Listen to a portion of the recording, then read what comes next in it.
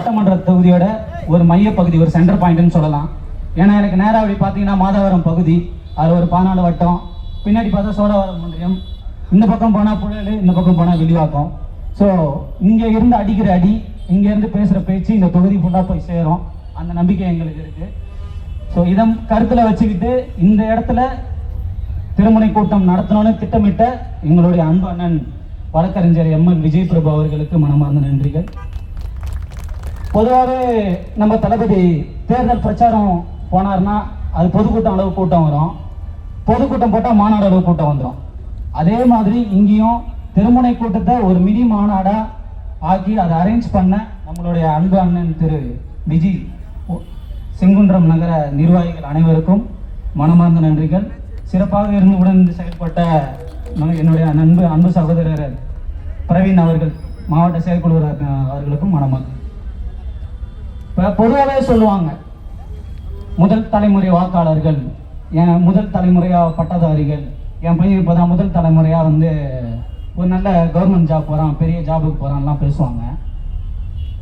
எங்கள் தமிழக வெற்றி கழகத்துக்கும் சரி, எங்கள் கழக தலைவர் தளபதி அவர்களுக்கும் அதே மாதிரி ஒரு பெரிய ஸ்பெஷல் ஒன்று இருக்குது. அது என்னன்னா, முதல் தலைமுறை அரசியல்வாதிகளை உருவாக்கியிருக்காரு, முதல் தலைமுறை அரசியல் பேச்சாளர்களை உருவாக்கியிருக்காரு, முதல் தலைமுறை அரசியல் பார்வையாளர்களை உருவாக்கியிருக்காரு, முதல் தலைமுறை லீடர்களை உருவாக்கியிருக்காரு, தலைமையாளர்களை உருவாக்கியிருக்காரு. ஸோ இது எங்கள் தமிழக பெருமை. இந்த பெருமையை உருவாக்கி கொடுத்தது எங்கள் தளபதி அவர்கள். ஸோ இப்போ நான் இங்கே நின்று பேசுகிறோம், இவ்வளோ பேருக்கு முன்னாடி பேசுகிறோம், இந்த களத்தை அமைச்சு கொடுத்தது அவர். களத்தை அமைத்து கொடுத்த கழக தளபதி அவர்களுக்கும் இங்கே பேச வாய்ப்பளித்த என்னுடைய அன்பு அண்ணன் பிரபுவருக்கும் மீண்டும் ஒரு நன்றி தெரிவித்துக் கொள்கிறேன். அடுத்ததா, போன திருமுனை கூட்டத்திலே வந்து இந்த இளைஞரணி மாநாடை போட்டு ஒரு வெளிவெளிந்து எடுத்தாங்க. நம்ம அண்ணன்லாம் வேற லெவலில் பண்ணிட்டாரு. பட் அந்த அன்னோட்டீஸ்ட் அப்படின்னு சொல்லி பேசுவாங்கள்ல, அன்னோட்டீஸ்ட் திங்ஸ்ன்னு சொல்லுவாங்கள்ல, அந்த மாதிரி போன திருமணி கூட்டத்தில் மிஸ் ஆன ஒரு சில பாயிண்ட்ஸ் நான் இங்கே ஹைலைட் பண்ண விரும்புகிறேன். அந்த நிறைய பேர் பார்க்க வாய்ப்பு இல்லை, ஈரோடு தளபதியோட பொதுக்கூட்டம்னா மக்கள் எல்லாருக்கும் தெரிஞ்சிருக்கும், பட் இளைஞரணி தெரிய வாய்ப்பு இல்லை. நாங்கள் சொல்கிறோம், அப்படி ஒரு மாநாடு நடந்துச்சு திருவண்ணாமலையில். அந்த மாநாட்டில் ஒரு ஃப்ரேம் வச்சுருந்தாங்க, நம்ம உதயநிதி ஸ்டாலின் அந்த லெஃப்ட் கார்னரில் இருந்தார், அந்த ஆங்கிள்லேருந்து ஒரு கேமரா ஃப்ரேமு, பேருக்கு தான் இளைஞரணி மாநாடு. அந்த ஃப்ரேம்லேருந்து அப்படியே ஒரு பக்கத்தில் யாராவது இருக்காங்கன்னு பார்த்தா குறைஞ்சது அவங்களோட ஆவரேஜ் வயசு 75-80 வயசு இருக்கும். பாதி வெள்ளை மண்டை, பாதி மண்டையே இல்லை, மீதி டையடிச்ச மண்டை, அவங்க அப்படி இருக்காங்க. எதுக்குடா இளைஞரணி மாநாடுன்னு சொல்லிட்டு எல்லாம் 70 வயசு ஆளுங்களே உட்கார வச்சிருக்காங்கன்னு பார்த்தா இளைஞரணி தலைவருக்கு 50 வயசு. அவரை எங்க காட்டணும்ல, அவரை இளைஞராக காட்டணும்னா என்ன பண்றது? இப்போ பெரிய கூடை ஒரு கூடை போட்டுட்டு அதை பெரிய கூடை பின்னாடி இன்னொரு கூடை சின்ன கூடை போடுவாங்கல்ல, அந்த மாதிரி கான்செப்ட். ஸோ கீழே வந்தவங்களுக்கு ஆவரேஜ் ஒரு அவங்களுக்கும் உதயநிதி ஸ்டாலின் ஐயா வயசு இருக்கும். அவங்க எகிரி குதிச்சாங்க, சரக்கு அடிச்சாங்க, அதெல்லாம் பேசிட்டாங்க. அந்த மாநாட்டு திடலை உருவாக்குனதுக்கு பின்னாடி ஒரு வழி இருக்கு, அதை நான் சொல்றேன். அந்த மாநாட்டு திடல் பல ஏக்கர்ல உருவாக்கப்பட்டு தான் அந்த அமைச்சரோட இடம் கொடுத்தாரு. அந்த மாநாட்டு திடலை சமப்படுத்துறதுக்கு, சீர்படுத்துறதுக்கு திருவண்ணாமலையிலேருந்து ஆற்றுப்பகுதியிலேருந்து மணல் எடுத்திருக்காங்க. என்னன்னா, அந்த ஆற்றுப்பகுதியில் இத்தனை யூனிட் தான் எடுக்கணுன்ற ஒரு லிமிடேஷன் இருக்கு, டிராக்டர் வச்சு தான் எடுக்கணுன்ற ஒரு லிமிடேஷன் இருக்கு. பட் இதையெல்லாம் தாண்டி அந்த மாநாட்டை, அந்த இடத்தை சீரமைக்கிறதுக்காக மட்டும் லாரிகளை வச்சு மணலாம் எடுத்திருக்காங்க, மணல் எடுத்து சீர்படுத்திருக்காங்க. நம்ம எல்லாம் பார்த்துருப்போம், அந்த மாநாட்டுக்கு நடுவில் பல ஒரு கருப்பு ரோடு, அதனால ஒரு வெள்ளை வண்டி ஒன்று பார்த்துருப்போம். நம்மளுடைய சிஎம் சார் அவர்கள் வந்து கை காட்டிட்டு ஒரு மினி ரோட் ஷோ பண்ணாரு. அதுனா அந்த எண்ட்லேருந்து இந்த எண்டு வர 10 நிமிஷம் ஆகுமா, அதுக்கு அந்த ரோடு போட்டிருக்காங்க. மக்களை நீங்கள் யோசிச்சு பாருங்க, நீங்கள் இருக்க தெருவில், நீங்கள் இருக்க பகுதியில் உங்களை சுற்றி ஒரு தெரு ஒன்று இருக்கும். அந்த தெரு எப்பவுமே குண்டு குழியமாக தான் இருக்கும், எப்பவுமே பொல்யூட்டடாக தான் இருக்கும், எப்பவுமே மழை வந்தால் தண்ணி நிற்கும். அந்த தெருவில் டிராவல் பண்ணுற நம்ம, அந்த குண்டும் குழியில் டிராவல் பண்ணி முதுகொலியோட போகிற நம்ம, கீழே விழுந்த நம்மளுக்கு அப்படி ஒரு 5 நிமிஷம் வந்து இப்படி கிராஸ் பண்ணுற இடத்துக்கு ஒரு ரோடு போடுறாங்க, ரோடு போட்டு வர வைக்கிறாங்கன்ற நம்மளுக்கு எவ்வளோ வயிற்றுச்சல் இருக்கும்.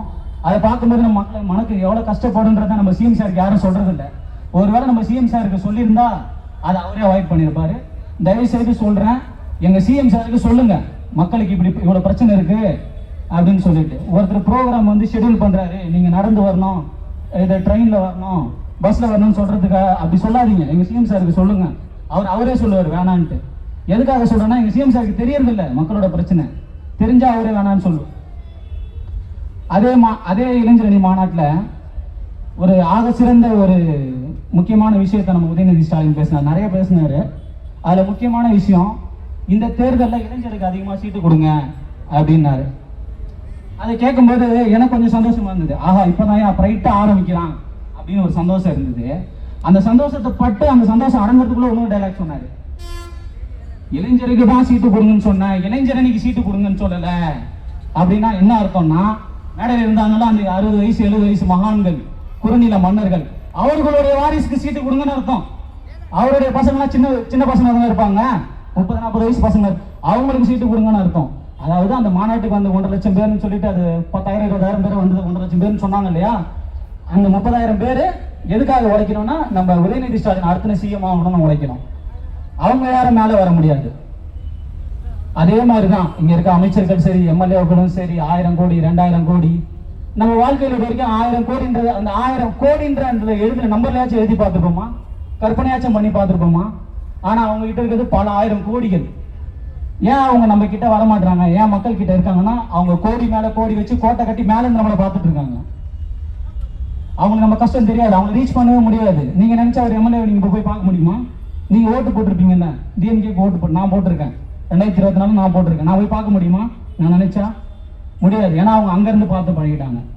ஆனா நம்ம தமிழக வெற்றி கழகம் சரி, நம்ம கழக தளபதி அவர்கள் நியமிச்ச எல்லாருமே சாமானியர்கள், நடுத்தர வர்க்கத்தை சேர்ந்தவர்கள். உங்களையும் மேடையில பேசுற நானும் எங்களுடைய மாவட்ட செயலாளர் சரி, சாமானியர்கள்ல ஒருத்தர். சாமானியர்கள்ல ஒருத்தர் தலைவனாகும் போது தான் அவனுடைய எதிர்க்க உட்கார்ந்துருக்க சாமானியனோட வழி தெரியும். அதுல எங்களுடைய இந்த மாதாரம் சட்டமன்ற தொகுதி திருவள்ளூர் தென்மேற்கு மாவட்டத்தில் எங்களுடைய மாவட்ட செயலாளர் அவர்கள், இதை நான் எதுக்கு அங்கிருந்து வரேன்னா, பொதுவாக ஆட்சி அமைப்பாங்க, ஆட்சி அமைச்சிட்டு நான் உங்களுக்கு இந்த நல்லது செய்யறாங்க நல்லது செய்யறேன்னு சொல்லுவாங்க. ஆனா எங்க மாவட்ட செயலாளர் எம்எல்ஏ